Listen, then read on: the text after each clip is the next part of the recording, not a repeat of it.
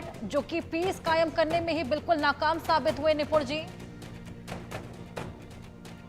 देखिए, पीस का जो अवार्ड मिला वो मिला बहुत पहले की बात है।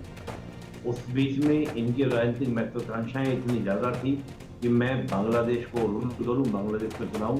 उन राजनीतिक महत्वाकांक्षाओं में मुझे लगता है कि यूनुस जो है इस बांग्लादेश की पावर में आने के प्रयास में ये इनके प्रकार है। देखिए, जैसे मैंने कहा, शक्ति, सत्ता और वैधता।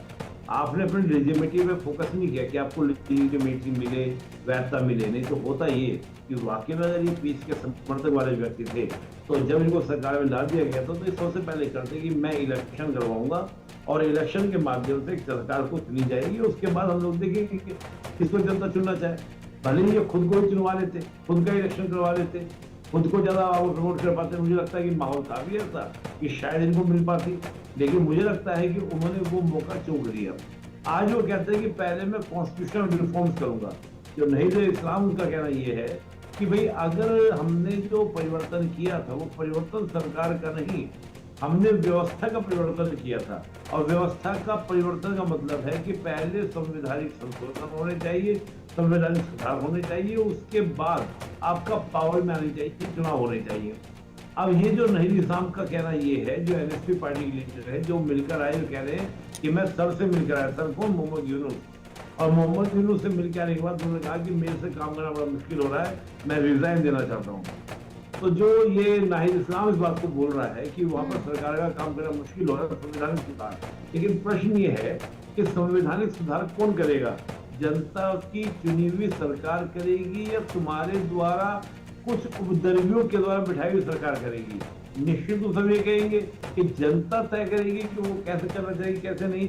जनता इसको डटी देगी, वो संविधान सुधार करेगी, संविधान संशोधन करेगी। तो मुझे लगता है कि अब आकर जिस हथकंडे को अपनाया गया था मोहम्मद यूनुस और उनके समर्थकों के द्वारा सत्ता में आने का, अब उन पर ही वो बात क्या उल्टी पड़ रही है। और जो अवामी लीग बीएनपी के सपोर्टर थे वो भी आज सड़कों पर हैं और वो सेना के साथ मिलकर काम कर रहे हैं। और मुझे लगता है कि ये सही समय है। वकार जो सेना के प्रमुख हैं वो भी जान रहे हैं कि जो इन्होंने स्टेप लिया है रोहिंग्या रखाइन कॉरिडोर को लेकर, ये एक बड़ा पॉइंट है जिससे हम बांग्लादेश की जनता को अगेंस्ट वो मोहम्मद यूनुस कर सकते हैं। तो वो भी इस मौके को चुकना नहीं चाहते हैं। रीजन जो आपने भी कहा कि खुद मोहम्मद यूनुस जो थे वो वकार को हटाना चाहते थे, जो सेकंड कमांडर हैं बांग्लादेश की आर्मी के, वो यूनुस के समर्थक है। वो चाह रहे थे कि कैसे भी करके वो बन जाए, लेकिन वकार ने उसका संभाला। तो मुझे लगता है कि वकार को लग रहा है कि मौका दोबारा नहीं मिलेगा, तभी उन्होंने दिसंबर तक की गाइडलाइन दी कि दिसंबर तक आप चुनाव कराएं। लेकिन हम जानते हैं अर्षद जी, दिसंबर में अगर चुनाव कराने हैं तो उसकी तैयारी अभी से करनी होगी। अब अभी तैयारी करनी होगी कि 2-3 महीने बाद नोटिफिकेशन आना होगा, उससे पहले चुनाव आयोग की मीटिंग वगैरह करनी होगी। और मुझे लगता है कि यूनुस इस मूड में होंगे नहीं, तो इसी बेस पर हो सकता है कि सेना पूरी की पूरी कमांड जो है अपने हाथ में ले ले।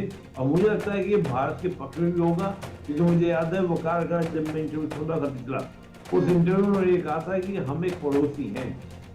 और बिल्कुल सही बात हुई, हमारे चलिए निपुण जी, मैं आपके पास वापस आऊंगी। बड़ा